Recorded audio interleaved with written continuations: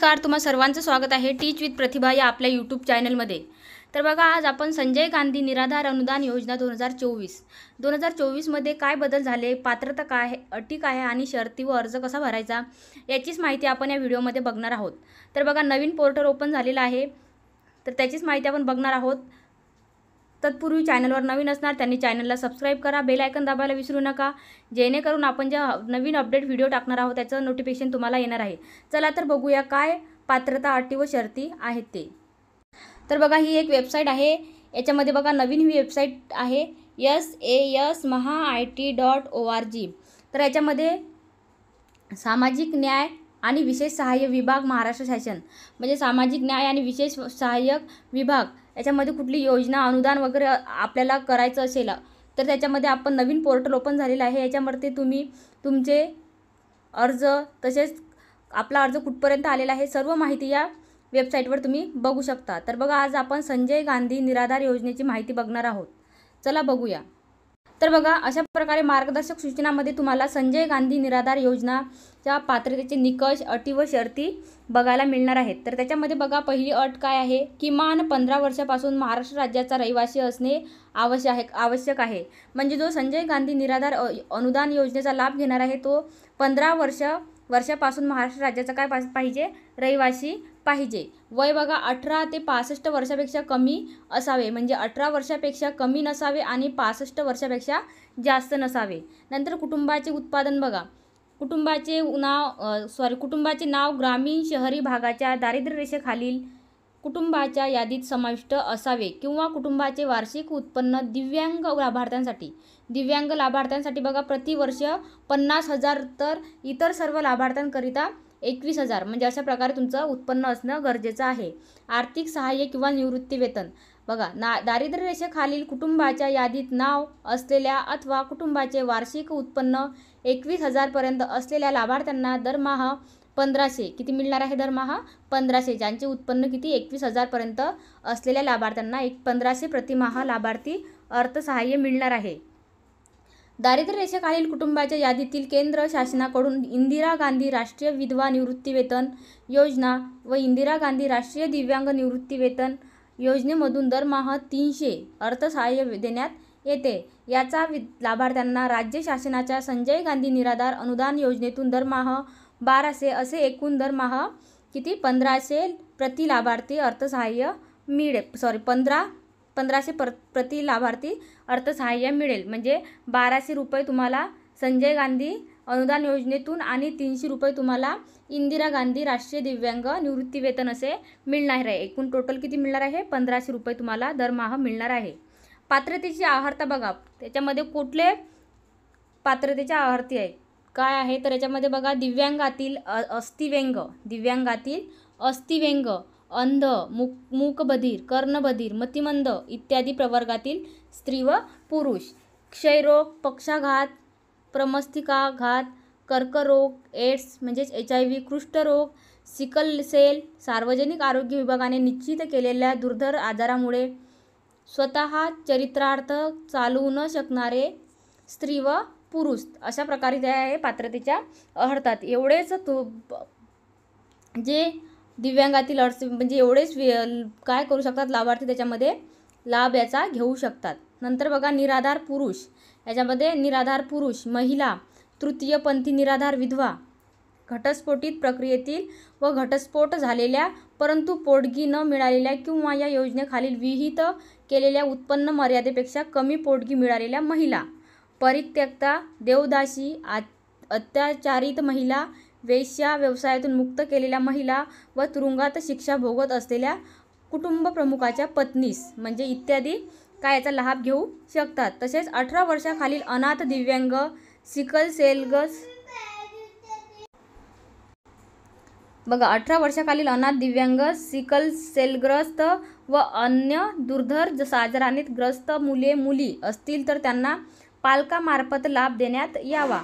आणि 35 वर्ष त्यावरील अविवाहित स्त्री, जर तिला कुठलाही आधार नसेल तर तिला लाभ देण्यात यावा, मात्र तिचा विवाह झाल्यास ती स्वतःहून लाभ बंद करण्यास अर्ज करेल असे बंधपत्र देण्यात यावे। तर बघा, घटस्फोटित मुस्लिम स्त्रीबाबत तिच्या सासर किंवा माहेरच्या वास्तव्याच्या परिसरातील मस्जिदमधील काझीने तहसीलदारासमोर त्या स्त्रीच्या घटस्फोटासंदर्भात तहसीलदाराकडे शपथपत्र सादर करणे आवश्यक राहील, अथवा गावामध्ये व किंवा शहरामध्ये मुस्लिम समाजासाठी धार्मिक कार्य करण्यासाठी जी रजिस्टर संस्था असेल त्या संस्थेत ठराव करून दिल्यास त्यानंतर तिला सदर योजनेचा लाभ देण्यात यावा. आता आत्महत्या केलेल्या शेतकऱ्यांच्या कुटुंबाचे वार्षिक उत्पन्न या योजनेखालील विहित उत्पन्नापेक्षा कमी असल्यास ते कुटुंब, म्हणजे जे आत्महत्या केलेल्या शेतकऱ्याचे कुटुंब आहे त्यांचे या योजनेखालील विहित म्हणजे कमी, ज्या या योजनेमध्ये उत्पन्न दिलेले आहे त्याच्यापेक्षा जर कमी किंवा तेवढे असेल तर तुम्ही याचा लाभ घेऊ शकता. विधवा महिलांकरिता इतर राज्यातून लग्न होऊन आलेल्या, म्हणजे जे इतर राज्यातून लग्न होऊन आपल्या महाराष्ट्रामध्ये आलेल्या त्यांना किमान 15 वर्षे राज्यात रहिवासी असल्याची अट शिथिल करण्यात येत आहे. परंतु जर त्यांच्या महिलेचा पती हा किमान 15 वर्षे महाराष्ट्र राज्यात रहिवासी असणे हे अनिवार्य आहे. नंतर वयाचा दाखला बघा. वयाच्या दाखलामध्ये तुम्हाला ग्रामपंचायतीच्या, नगरपालिकेचा किंवा महानगरपालिकेच्या जन्मनोंद विहित उतार्याची साक्षांकित प्रत किंवा शाळा सोडल्याचा दाखला किंवा शिधापत्रिकेमध्ये अथवा निवडणूक मतदान यादीत नमूद केलेल्या वयाचा उतारा किंवा आधार कार्ड इत्यादी यापैकी एक पुरावा तुम्हाला ग्राह्य धरण्यात यावा. सदर पुरावे उपलब्ध नसल्यास ग्रामीण नागरी रुग्णालयाच्या वैद्यकीय अधिकारी किंवा त्यापेक्षा वरिष्ठ दर्जाच्या शासकीय वैद्यकीय अधिकाऱ्याने दिलेल्या वयाचा दाखला ग्राह्य धरण्यात यावा. वैद्यकीय प्रमाणपत्राच्या आधारे नमूद केलेले वय सकृत दर्शनी दिसणारे वय यामध्ये तफावत नसेल, म्हणजे तुमचं वय जर डॉक्युमेंटवर एक आहे आणि तुम्ही दिसत नाही त्या वयाचे तर तुम्हाला तिथं ग्राह्य धरण्यात येणार नाही, याची दक्षता घ्यावी. त्याप्रमाणे सर्वच वयाच्या दाखल्यांवर वैद्यकीय अधिकाऱ्याचे नाव, त्यांचा नोंदणी क्रमांक व दाखल्याला कोणत्या वैद्यकीय मंडळासमोर आवाहन देत याची नोंद वैद्यकीय प्रमाणपत्रात नमूद करणे आवश्यक आहे. उत्पन्नाच्या दाखल्यामध्ये बघा, उत्पन्नाचा दाखला हा तहसीलदार किंवा उपविभागीय अधिकारी यांनी दिलेला दाखला किंवा दारिद्र्य रेषेखालील कुटुंबाच्या यादीमध्ये त्या व्यक्तीने कुटुंबाचा समावेश असल्याबद्दलचा साक्षांकित उतारा. रहिवासी दाखला बघा, ग्रामसेवक, तलाठी, मंडळ निरीक्षक यांनी दिलेल्या रहिवासी असल्याबाबतचाच दाखला लागणार आहे किंवा कोणत्याही न्यायालयाने दिलेल्या रहिवासी दाखलाही ग्राह्य धरण्यात येईल. दिव्यांगाचे प्रमाणपत्रामध्ये बघा, अस्थिव्यंग, अंध, मूकबधीर, कर्णबधीर, मतिमंद यांचे दिव्यांगाबाबतचे दिव्यांग व्यक्ती अधिनियम 1995 मधील तरतुदीप्रमाणे जिल्हा शल्य चिकित्सक म्हणजे सिव्हिल सर्जन याचे प्रमाणपत्र. असमर्थतेचा किंवा रोगाचा दाखला, जिल्हा शल्य चिकित्सक, शासकीय रुग्णालयाचे वैद्यकीय अधीक्षक यांनी दिलेला दाखला, कोणत्याही सरकारी किंवा निमसरकारी किंवा शासन अनुदानित निवासगृहाचा आंतरवासी नसल्याचा दाखला लागणार आहे. तहसीलदार किंवा ग्रामसेवक, तलाठी यांच्या शिफारशीवरून दिलेला दाखलासुद्धा, महिला व बाल कल्याण अधिकारी यांनी दिलेला दाखलासुद्धा तिथं चालणार आहे. आता जे अनाथ आहे, अनाथांचा दाखला बघा. अनाथासाठी जे अनाथ आहेत त्यांच्यासाठी ग्रामसेवक, मुख्य अधिकारी, प्रभाग अधिकारी यांनी दिलेल्या व गटविकास अधिकारी, प्रकल्प अधिकारी, एकात्मिक बाल विकास सेवा योजना यांनी साक्षांकित केलेला दाखला किंवा एड्स HIV ग्रस्त तृतीयपंथी प्रवर्गातील सक्षम वैद्यकीय अधिकाऱ्याचे प्रमाण. इथं बघा, या योजनेखाली लाभ मिळवण्यासाठी अर्जदाराच्या अपत्य संख्येची अट राहणार नाही. जर तुम्ही याचा लाभ घेत असणार तर याच्यामध्ये कुठल्याही अपत्याची अट लागणार नाही. 2 किंवा 3, 4 मुलं असली तरी सुद्धा याचा लाभ तुम्ही घेऊ शकता.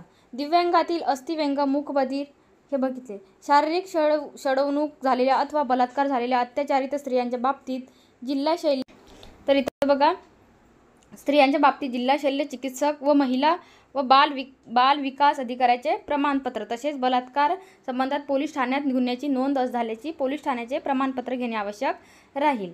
तर अशा प्रकारे तुम्हाला इथं सर्व डॉक्युमेंट कुठले लागणार आहे, काय अटी आहेत, काय पात्रता आहे, सर्व माहिती इथं दिलेली आहे. आता अनाथ मुली म्हणजे आई वडील मृत्युमुखी पडल्यामुळे अनाथ झालेली व कोणत्याही शासकीय, निमशासकीय, शासन अनुदानित अनाथ आश्रमात न राहणारे मुलं मुली यांना लाभ मिळेल. आई वडील मृत्युमुखी पडल्यामुळे अनाथ असल्याबद्दल तलाठी, ग्रामसेवक यांचे संबंधित महिला व बालविकास अधिकारी यांचे प्रमाणपत्र आवश्यक राहील. अनाथ मुलींना देय असलेल्या अर्थसहाय्य हे लाभार्थी सज्ञान होईपर्यंत त्यांच्या संबंधित पालकांना देण्यात येईल. नंतर विधवा ज्या स्त्री आहेत त्या स्त्रियांच्या पतीचे निधन झाले आहे अशी स्त्री या योजनेखाली लाभ मिळण्यास पात्र राहील. त्या पतीचे निधन झाल्याबद्दल संबंधित ग्रामपंचायत, नगर परिषद किंवा महानगरपालिकेच्या मृत्यू नोंदवहीत उतारा सादर करणे आवश्यक राहील. तर इथं बघा, संजय गांधी निराधार अनुदान योजनेच्या लाभार्थी 65 वर्षाचे झाल्यानंतर त्या लाभार्थ्यांना श्रावण बाळ सेवा राज्य निवृत्तीवेतन योजना व इंदिरा गांधी राष्ट्रीय वृद्धापकाळ निवृत्तीवेतन योजनेचा लाभ तिथं अधीन राहून सामावून घेतले जाईल. म्हणजे तुम्ही जर 65 वर्षाचे झाल्यानंतर तुम्हाला श्रावण बाळ सेवा राज्य निवृत्ती वेतन योजना लाभ मिळणार आहे. तर एखाद्या विशिष्ट प्रकरणी शासनाकडे प्राप्त झालेल्या व विहित अटी पूर्ण करीत असलेल्या अर्जदाराचा अर्ज मंजूर करण्याचे अधिकार शासनाला सुद्धा राहतील. तर अशा प्रकारे तुम्हाला इथं शर्ती, अटी व अर्ज कसा करायचा हे नवीन एक पोर्टल आहे. तर याच्यामध्ये तुम्ही सर्व माहिती इथं बघू शकता. जर तुमच्या याच्यामध्ये कुठल्या त्रुटी आल्या असणार, काही प्रॉब्लेम झाला असणार डॉक्युमेंटमध्ये, तर तुम्ही इथून सर्व चेक करू शकता. नवीनच पोर्टल आहे, याच्यामध्ये आणखी माहिती अपडेट व्हायची बाकी आहे. तर अशा प्रकारे माहिती तुम्ही संजय गांधी निराधार योजना किंवा तसेच सामाजिक न्याय व विशेष सहाय्य विभाग मार्फत कुठलाही पण निर्णय कुठला घेण्यात येईल तर तुम्ही या वेबसाईटवर जाऊन तुम्ही चेक करू शकता.